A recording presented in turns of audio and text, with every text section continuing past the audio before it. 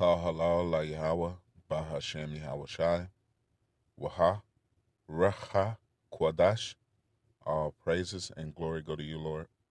Double honors and respect go to our apostles, bishops, elders, and teachers, the men of Great Millstone. To you I say Shalom. Salutations to the hopeful elect. It's your brother Amraya. And I pulled this snippet that I'm about to play for you from Elder Manata Zakba's channel, okay, GMS South Carolina '08. But it touched a nerve in me to the point I had to respond to this, okay? Here we go again with you arrogant, haughty Jake women running your mouths about things above your understanding, okay? You lack wisdom, you lack understanding, all right? And quite frankly, you just like to hear yourself talk. It gets you high, and I'll prove that here in just a moment.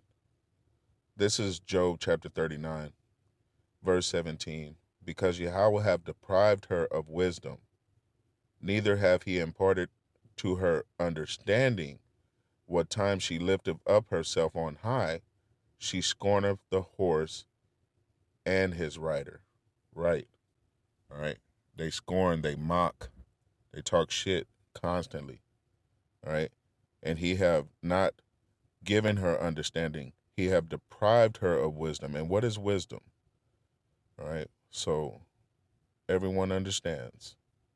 We're going to Sirach chapter 19. I'll begin at verse 18. It says, the fear of Yahweh is the first step to be accepted of him, and wisdom obtaineth his love. Again, what is wisdom? Verse 20.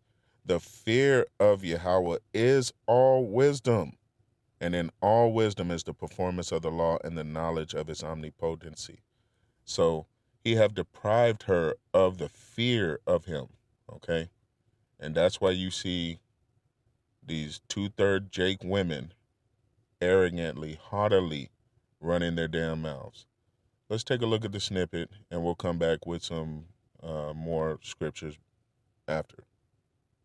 Say it's in the it's wonder why when people say it's in the Bible, read it, it's in the Bible, as if that's like the guidelines for our life, when it was written by a man, it was written by people. And then you say, well, it was inspired by God. The people are telling you that they was inspired by God, and you believe it? Don't tell me read it, it's in the Bible. You read it, it's in your Bible. I don't believe that. It has some really relative points, but don't come telling me like the Bible is the rule book for my life that somebody else wrote.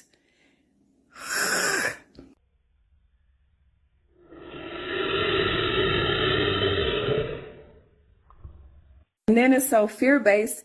If you say you don't believe the stuff in the Bible is true that another man wrote, y'all be like, ooh, God gonna get you.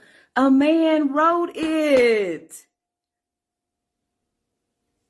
So how come a man can be inspired to write the Bible all those times, but everything that we've been through, no, God in the sky came down and helped us. You know why? Because God is really inside of us, and we was looking at the Bible saying that God is outside of us, so we ain't been helping ourselves.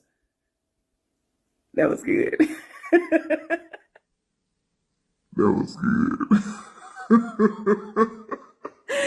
So now that we are awakening and we are realizing that we are God consciousness in human form, and we're starting to make strides and move things and do things because we are realizing our real power, when we've always been looking for the power to be outside of us and waiting on someone to come down and save us, when we came down here to save the whole thing to begin with. We walking around with power and don't even know we have power, because the people that don't want us to know that we have the power say that we don't have the power. The power is out there, and everybody keeps saying, it's in the Bible. Y'all sound feeble. All right. There you have it. All right. If you pay attention close enough, you can actually see that this 2/3 Jake, so-called Negro, has a demon on her. And that demon is using her to speak about absolutely nothing. She is talking about absolutely nothing. Nothing she said was edifying. Isaiah 8:20. If they speak not according to this word, it is because there is no light in them. Okay? She has no light in her, only darkness. But what do you expect from a 2/3 Jake female? Okay? He have not imparted to her understanding. She was deprived of wisdom, of the fear of the Lord. So she's going to talk very arrogantly. All right? And those of you that come across her video that agree with her message, you can pretty much count your ass grass at this point. Okay? She is leading you to death. But what do you expect from women? They get high off talking. This is an article a brother brought to my attention years ago. It says, yes, research indicates that a woman's brain can secrete dopamine while talking. Did you hear that? She literally gets high off hearing herself talk and talking about absolutely nothing. You men out there understand exactly what I'm saying.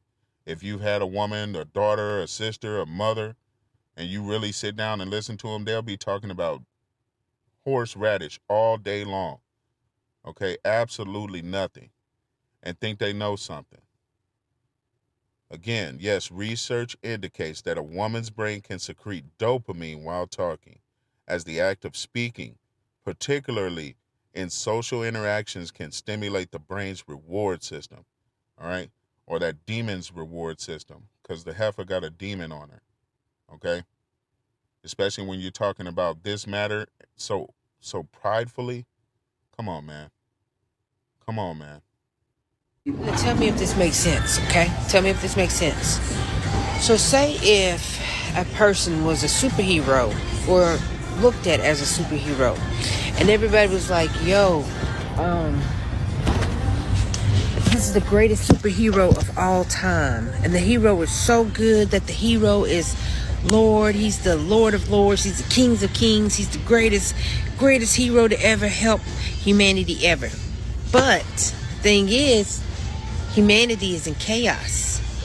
Humanity is literally in perils. Now, how could you be the leading city commander, the great I am, the great chief of everything, the great hero of everything, but your planet and your city is still in perils and chaos? Yeah, nah. That wouldn't fly in the movies. How can it fly on Earth? Because there's nowhere in the world that we say we got a mighty God and we serve this mighty God, but we are never saved. We're always in chaos. We live in a world of chaos, and it never gets better. It just gets worse, and drastically worse by the day. So, if it's like saying Batman protects Gotham, but Batman never goes to work. Nobody's never see Batman. Batman never make an appearance. Batman and everybody just talk about how great Batman is, but Batman never shows up, and crime is at its all-time highest. So that's how we're doing with God. They never show up. Crime is at an all-time high. They just keep promising, oh yeah, we'll come. You can't do that. Either you're going to save these people and you're going to make your entrance, or either you're a fairy tale waiting on you to appear. We've been here for 4 trillion years, and no one has yet to appear.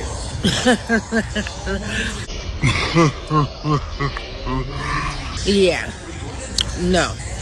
That's why the actual superhero has to do actual superhero things instead of claim to be a superhero.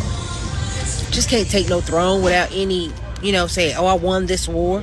I won this. What war did you win to make y'all free when we are still enslaved? Huh? And then you can't force your God onto 5,000 nations. You just can't do it. I mean, like, what's wrong with y'all? So that's weird. We got to stop this. We're being tricked. We're really being tricked onto being enslaved on Prison Planet. And actually, we were engineered by genetic engineering. So everybody is really cloned to be slaves and prisoners on this planet. But nobody ever mentions that. Everybody think they have a purpose or a belief. You don't. Enough said. All right. You're dealing with infidels, unbelievers. All right. The face, examples of 2/3 of the nation of Israel. You so-called Negroes, Latinos, and North American Indians. Okay? They're the face of those that are going to be destroyed on this side through Yahweh's indignation and Yahweh's whom you ignorantly call God. All right? They don't know how to keep it to themselves. All right? Because of that dopamine release, these females are out here just letting it fly, letting their stupidity be known. And as my grandfather used to say, no one knows how stupid you are until you open your mouth. We'll end out here. This is Ecclesiastes chapter 5. I'll begin at verse 1. Keep thy foot when thou goest to the house of Yahweh, and be more ready to hear than to give the sacrifice of fools, for they consider not that they do evil. Right. These hoes don't consider the fact that they're doing evil. You got 2 ears and 1 mouth for a reason. All right. You're supposed to listen twice as much as you speak. But since you don't have wisdom, you don't have the fear of Yahweh, you don't have understanding, you're out here letting it fly, letting everyone know just how stupid you truly are. Ecclesiastes 5 and verse 2. Be not rash with thy mouth, and let not thine heart be hasty to utter anything before Yahweh.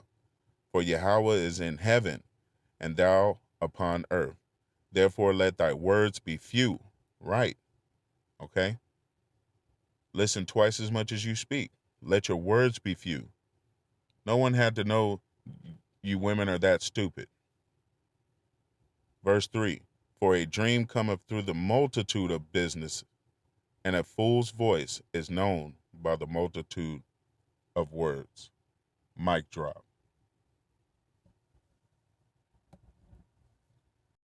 I'm actually going to end out here in Matthew chapter 12, okay?